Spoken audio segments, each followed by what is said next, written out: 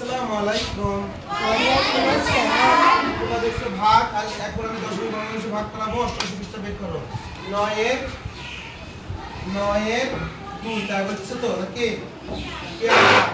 চলে আসো 72 ভাগ এবার মাইনাস দিয়ে করে লও উচিত। তাহলে কি হবে? কি আসবে বলো? কি আসবে তোমরা? রিমতি তুমি করবে না, বুঝা দিবে। চলে আসো, তাদের চলে আসো। এটা কি?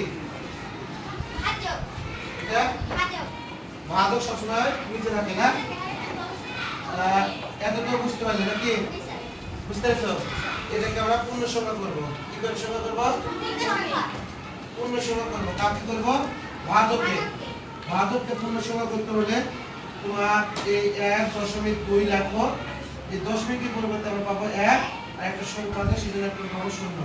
নিচে দ্বারা গুণ করবো, হরকে দ্বারা গুণ করবো, লবকেও সেটা দ্বারাই গুণ করবো। তাহলে 72 গুণ 10। তাহলে আমাদের নিচে এটা পূর্ণ সংখ্যা হয়ে যাবে। ঠিক আছে? পূর্ণ সংখ্যা বলতে গেলে এখন গুণ করো উপরে 72 দিয়ে 10 গুণ করলে 720 আর নিচে হয়ে যাবে 12, শুধু 12।